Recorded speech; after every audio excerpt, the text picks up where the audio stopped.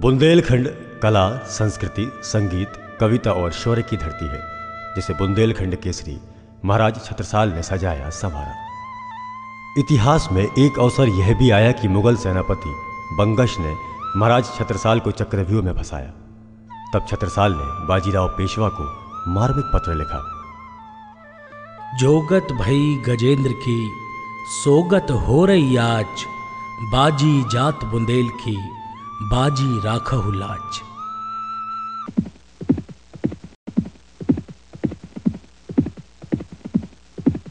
और तब धर्मरक्षक बाजीराव पेशवा बुंदेलखंड पधारे। उनके साथ ही आए मराठा और मराठी संस्कृति। युद्ध विजय के वरदान में प्रकट हुए जागेश्वर नाथ। प्रयास यह था कि जागेश्वर भोलेनाथ दमोह पधारे। उनकी आसंदी बनाने बना दीवान जी की तलैया पर मराठा कलाकृति का बेजोड़ नमूना एक सुंदर मंदिर। परंतु भोलेनाथ टस से मस नहीं हुए, तो वहां विराजे भगवान शिव के आराध्य प्रभु श्री राम। और अब ये था दमोह नगर का ऐतिहासिक श्री राम मंदिर। मर्यादा पुरुषोत्तम की सेवा में लगा पंडित हरि भाऊ सोनवलकर का परिवार।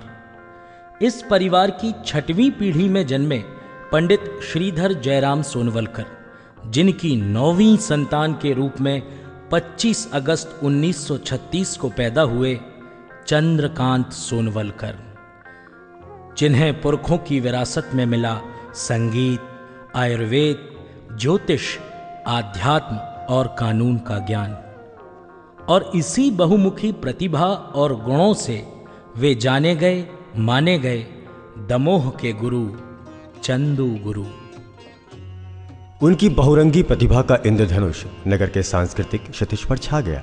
साहित्य, संगीत, कला, आयुर्वेद, ज्योतिष, वनस्पति विज्ञान, शिक्षा, विधि, रंगकर्म का नवरंगी घट लोकप्रियता के पैमाने भेदता हुआ अनंत की ओर फैल चला। शिक्षा प्राप्त करने के उपरांत आजीविका का साधन उन्हें मिला रघुबर प्रसाद मोदी राष्ट्रीय जैन उच्चतर माध्यमिक विद्यालय में, जहां गुरु मां साहब हो गए। गुरु के जीवन की एक घटना मुझे याद है। शैक्षणिक जीवन में जब शिक्षण संस्था में एक समारोह हो रहा था और वहाँ के वीआईपी मुख्य अतिथि जो एक मंत्री थे बहुत विलंब से आए। गुरु का दिमाग उन्हें शिक्षा देने के लिए उद्वेलित हुआ और उन्होंने मेरे माध्यम से उस समय जो कविता पढ़वाई वह यह थी कि हमने कितनी घड़ी बनाई, समय पे आना बता रहा है, सब पढ़ लिख कर भी मूर्ख हो, चरित्र तुम्हारा जता रहा है। इस तरह चंदू गुरु ने एक संचालन करने वाले व्यक्ति के माध्यम से एक कविता का सहारा लेकर के इतने बड़े मंत्री को भी शिक्षा दे डाली। ये है गुरु का कर्म। किंतु प्रतिभा को कौन कहां बांध रख सका है, और विरासत में काला कोट धारण कर गुरु बन गए वकील साहब। न्यायालय उनका कर्म क्षेत्र बना और सन 1962 से 1988 तक वे एक सफल अधिवक्ता के रूप में कार्य करते रहे। पिता बाहवा साहब और कानूनी गुरु स्वर्गीय दयाशंकर श्रीवास्तव से वकालत के गुर सीख वह गुरु वकील नाम से बच गए। उनकी दलील, अपील, सपील की शैली बेजोड़ थी। हमारे विधि व्यवसाय के क्षेत्र में उनके तर्कों को सुनकर यकायक, चाहे मजिस्ट्रेट हो, चाहे वकील हो, चाहे पक्षकार हो, विभिन्न समस्याओं के बारे में, विभिन्न नियमों और कानूनों के बारे में उनके जो तर्क होते थे वे ऐसे तर्क होते थे कि जिनका जवाब दे पाना बड़ा मुश्किल हो जाता था और अगला आदमी उनके तर्क के आगे चुप रह जाता था, कुछ उनका जवाब नहीं दे पाता था। इस अच्छे तरीके से उन्होंने अपने विधि व्यवसाय को भी निभाया।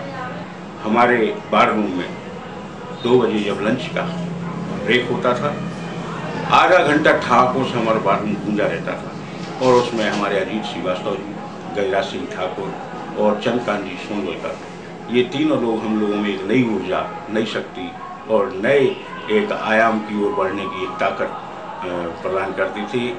वकालत से परे उनकी जन्म कुंडली में संगीत ग्रह प्रबल था। वायलिन, बांसुरी, तबला, हारमोनियम, तानपूरा, सितार उनके सधे हाथों में आते ही मचल उठते और शुरू होता दौर वाही वाही का। वाह गुरु, खूब गुरु के फिक्रे गूंज उठते थे। दमोह की महफिलों का भी एक जमाना था जब गणेश उत्सव, जन्माष्टमी, रामनवमी, सावन के झूले, शरद उत्सव में संगीत संहिता बैठती। जहां गुरु एक ओर शास्त्रीय संगीत का मोर्चा संभालते तो दूसरी ओर सुगम संगीत की गंध से वातायन गुंजाते थे और उनमें शाश्वत स्वर होते गुरु की वायलिन के। गुरु की बगिया दीवान जी की तलैया पर उनके पुष्प, वनस्पति और पर्यावरण प्रेम की शाश्वत साक्षी है। जहां भोले बाबा की बूटी के साथ आध्यात्म की ऊंची उड़ाने लगती तो कविता की काव्यधारा भी मुखरित होती। ज्योतिष, ग्रह विज्ञान की गणित के समीकरण हल किए जाते तो कभी आयुर्वेद के नुस्खे ढूंढे जाते, पर सबका स्थायी भाव, उनका ठहाका और संचारी भाव गुरु का छक्का होता। राजनीति भी गुरु ने की, पर रास ना आई। समाजवादी पार्टी के अध्यक्ष होने के नाते उनका दमोह के तत्कालीन राजनीतिक आकाश में नक्षत्र की तरह स्थापित होना स्वाभाविक था, परंतु कलाकार कवि पर राजनीति हावी नहीं हो सकी, जिसकी बानगी है कि बहुत वर्ष पहले जब वो समाजवादी पार्टी के अध्यक्ष थे और पार्षद के लिए उन्हें सेलवाड़ नंबर 2 से खड़े हुए थे, तो शाम के समय मैं उनके साथ में वोट मांगने के लिए जाता था। उसी संदर्भ में यहाँ पर नटबली के पास में जो किन्नर समाज है उनके पास हमको वोट मांगने के लिए जाना था। गुरु और मैं उनके साथ में गया और जब मैं वहाँ पर गया तो जो उनके मुखिया थे, गुरु ने उनसे थोड़ी देर बातचीत की और मुखिया के द्वारा कहा गया कि गुरु, आज तो हमने एक नई ढोलक बना करके रखी हुई है, आप चाहो तो इसको थोड़ा देखो। गुरु के मन में जो कलाकार था वो कलाकार उनका जागृत हो गया। राजनीति के जिस भाव से या राजनीति के जिस कार्य के लिए वहाँ पर गए हुए थे वो कार्य तो उन्होंने छोड़ दिया और ढोलक उठा करके उसके ऊपर उन्होंने बजाना शुरू किया। बहुत देर तक, कम से कम 1-1.5 घंटे तक उनके द्वारा गान तान इत्यादि वहाँ पर होता रहा। मैंने 1-2 बार गुरु को संकेत भी किया कि गुरु, जिस कार्य के लिए हम यहाँ पर आए हुए हैं वो कार्य तो आपके द्वारा संपन्न हो ही नहीं रहा। तो उनका ये कहना था कि संगीत में जो श्रेष्ठता है, संगीत में जो मन लगता है, संगीत में जो ब्रह्म का आनंद प्राप्त होता है, वो राजनीति में कहाँ प्राप्त हो सकता है। हाजिर जवाबी, चुटकीलापन और किसी भी प्रकार की व्यंग्योक्ति, वक्रोक्ति, बॉल पर सुपर 6 लगाना उनकी फितरत थी। भावार्थ यह है कि गुरु हर गमगीन माहौल को हल्का फुल्का बनाने में माहिर थे। चंदू गुरु का अंदाज़े बयां कुछ अलग ही था। एक कार्यक्रम होली का चल रहा था और आयोजक थे आबकारी अधिकारी। स्वभाव तक था बिल्कुल सॉफ्ट ड्रिंक्स, हार्ड ड्रिंक्स, भोले की बूटी, दम मारो दम, सब प्रकार के प्रोग्राम चल रहे थे। केवल हम कलाकार जो मंच पर बैठे थे, हम लोग ईसूखे थे और कोई ध्यान भी नहीं दे रहा था। हमने गुरु से कहा ये क्या हो रहा है? गुरु बोले बस तुम्हारा माइक पर बुला लो। गुरु माइक पे आए और गुरु ने एक छक्का मारा। हम बोले तुम चीपो चीपो, हम पैदल तुम जीपो जीपो। अरे हमारे आबकारी अधिकारी महोदय की व्यवस्था तो देखिए, होली की इस तरावट में हम सूखे, तुम पीपो पीपो। वाकई गुरु का अंदाजे बयां अलग ही था।